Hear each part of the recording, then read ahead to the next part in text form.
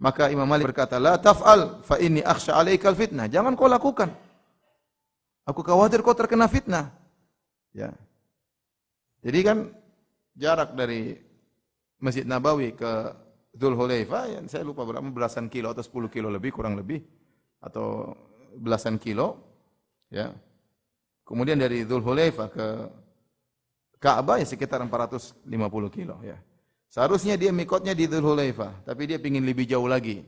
10 kilo atau belasan kilo lebih jauh lagi, yaitu dari Masjid Nabawi. Ini tidak boleh tentunya, ya, melanggar sunnah. Maka Imam Malik berkata, la taf'al fa inni akhsha 'alaikal fitnah. Jangan kau lakukan, aku khawatir kau terkena fitnah. Maka dia mengeyel. Dia mengatakan, wa ayu fitnatin fi hadza? Fitnah apa emang begini? Emang fitnah apa yang akan mengenaiku? Innama hiya amyal azidu, hanya beberapa kilo aku tambah saja. Beberapa mil aku tambah. Ada fitnah apa? Cuma nambah beberapa mil sebelum mikot. Maka Imam Malik berkata, perhatikan, wa ayu fitnatin a'zamu min antara annaka sabaqta ila fadilatin qassara anha Rasulullah sallallahu alaihi wasallam. Imam Malik mengatakan, fitnah apa lagi yang lebih besar daripada engkau menyangka engkau melakukan suatu keutamaan yang Nabi tidak melakukannya. Kalau kau menganggap itu baik, kenapa Nabi dari Bir Ali, dari Dzulhulaifah? Sementara kau menganggap lebih baik mikot lebih jauh lagi dari Masjid Nabawi. Berarti kau menganggap engkau telah melakukan suatu kebaikan, keutamaan yang Nabi tidak melakukannya. Fitnah apa yang lebih besar daripada ini, kata Imam Malik. Bentuk mereka, bentuk pengagungan para salaf terhadap sunnah, mereka ingin menjalankan sunnah sebagaimana yang datang dari Nabi SAW. Tidak ditambah-tambahin, tidak dikurang-kurangin. Ini diantara bentuk pengagungan terhadap sabda Nabi SAW.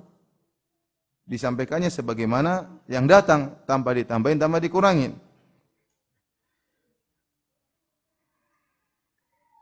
Suatu hari ada seorang bersin di sisi Ibnu Umar radhiyallahu ta'ala anhuma.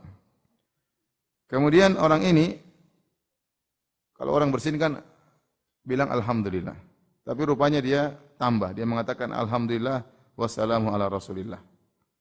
Jadi zikir bersinnya ditambah alhamdulillah sama salawat kepada, salam kepada Nabi sallallahu alaihi wasallam. Dan tidak ada yang ragu bahwasanya salawat dan salam kepada Nabi adalah suatu yang baik, sangat dianjurkan. Kita boleh bersalawat dan salam kepada Nabi setiap saat.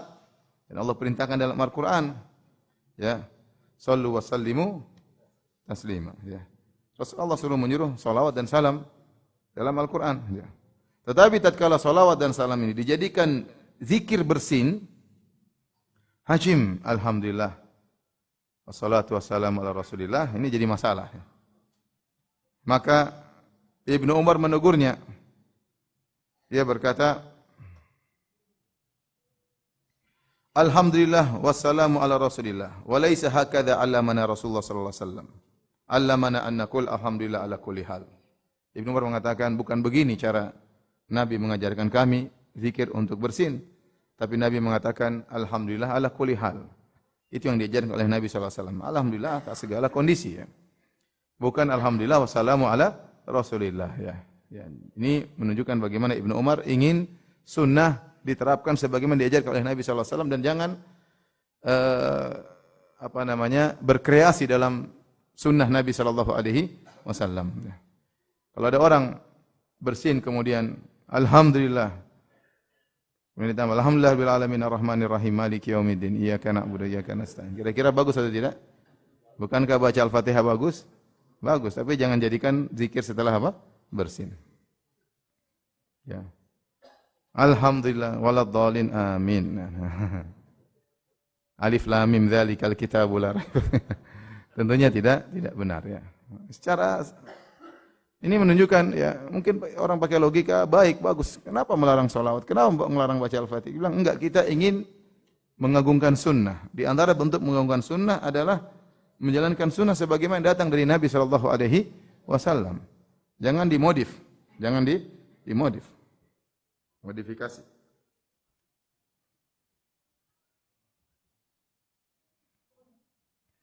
Dari Ibnu Jurayj, anna Tawusan akhbarahu, Tawus rahimahullah mengabarkan, annahu sa'ala Abdullah bin Abbas ani rak'atain. Tawus muridnya Ibnu Abbas. Dia berkata, saya pernah bertanya kepada Ibnu Abbas tentang salat 2 rakaat ba'dal asar, 2 rakaat setelah asar. Fanahahu anhuma, maka Ibnu Abbas melarang Enggak ada salat ba'di apa? Asar. Faqultu lahu, maka Tawus berkata, aku berkata kepada Ibnu Abbas, ma ada auhumma, aku tidak akan meninggalkan 2 rakaat setelah asar. Aku akan terus melakukannya. Maka Ibnu Abbas berkata, menegur dengan halus, wa ma kana lil mu'minin wala mu'minatin idza qadallahu wa rasuluhu amran an yakuna lahumul khiyaratu min amrihim. Wa may ya'sillaha wa rasulahu faqad dhalla dhalalan mubina. Dia bacakan firman Allah, tidak pantas bagi seorang mukmin, lelaki mukmin atau wanita mukminah, jika Allah dan Rasulnya sudah memutuskan suatu perkara, maka mereka punya alternatif lain, punya pilihan lain. Barang siapa bermaksiat kepada Allah dan Rasulnya, maka sungguh dia telah sesat dengan kesesatan yang nyata.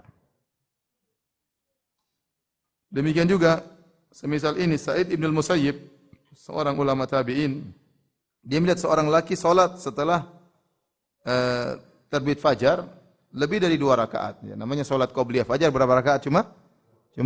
Ya. Tapi orang ini salat lebih dari 2 rakaat. Dia memperbanyak rukuk, memperbanyak sujud, maka dia tegur. Fanahahu. Maka Ibnu al-Musayyib menegurnya. Faqala, maka orang ini ngayal. Dia berkata, ya Aba Muhammad, wahai Ibnu al-Musayyib, yu'adzibuni Allahu ala salat, apakah Allah akan mengadabku gara-gara aku salat? Saya kan salat, apa salahnya? Ya. Apakah Allah akan mengadabku gara-gara aku sujud kepada Allah Subhanahu wa taala? Faqala la, kata Ibnu al-Musayyib, tidak, Allah tidak akan mengadabmu karena engkau salat. Walakin yu'adzibuka ala khilafi sunnah, tapi Allah akan mengadabmu karena kau menyelisih sunnah Nabi sallallahu alaihi wasallam. Demikian juga ada seorang berkata kepada Imam Malik bin Anas rahimahullah, ya Abu Abdullah, min aina uhrim? Wahai Abu Abdullah, dari mana aku berihram? Faqala Malik, karena dia penduduk kota Madinah, kata Imam Malik, min Dzul Hulaifah. Kalau kau ingin ihram, mikotnya penduduk kota Madinah di Dzul Hulaifah. Min haitsu ahrama Rasul sallallahu alaihi wasallam. Disitulah Nabi berihram, bermikot di Dzul Hulaifah, yang orang bilang sekarang Bir Ali. Faqala inni uridu an uhrim minal masjid min indil qabr. Aku ingin ihramnya lebih jauh lagi sebelumnya, dari Masjid Nabawi di sisi kubur Nabi sallallahu alaihi wasallam. Inni sami'tu Allah yaqul. Kemudian kata Imam Malik, aku mendengar Allah Subhanahu wa taala berfirman, "Falyahdharil ladzina yukhalifuna an amrihi an tusibahum fitnatun aw yusibahum adzabun alim." Hendaknya waspadalah orang-orang yang menyelisihi perintah Nabi sallallahu alaihi wasallam, bahwasanya mereka akan terkena fitnah dan mereka atau tertimpa dengan azab yang pedih, ya. Jadi sudahlah, Imam Malik ingin mengajar, udah ente ikut sunnah Nabi, jangan macam-macam, jangan dimodif, ditambah, dikurangi dengan perasaan, dengan hawa nafsu, enggak. Ini menunjukkan bagaimana para salaf dahulu mereka mengagungkan sunnah Nabi, ya, sallallahu alaihi wasallam, dan mereka ingin menjalankan sunnah Nabi sebagaimana yang diajarkan dari Nabi sallallahu alaihi wasallam. Tinggal terima paket, jangan ditambahin, jangan dikurangi. Makanya Sufyan Ats-Tsauri pernah berkata, "Ini istata'ta alla tahukka ra'saka illa bil athar faf'al." Kalau kau mampu tidak menggaruk kepalamu kecuali ada dalilnya, lakukan. Yaitu seorang berusaha menjalankan sunnah dalam segala hal. Kalau memang ada dalilnya, misalnya dalam dalil ternyata Nabi cara menggaruknya begini, ya udah ikut aja. Tapi enggak ada dalilnya. Tapi intinya dia ingin mengatakan, seandainya kau tidak menggaruk kepalamu kecuali dengan ada dalil, maka lakukanlah. Baik. Yang berikutnya di antara manhaj Ahlus Sunnah wal Jamaah dalam pendalilan, selain mereka menggabungkan sunnah, mereka ingin menjalankan sunnah sebagaimana mestinya, mereka juga hanya berdasarkan berdalil dengan sunnah-sunnah yang sahihah.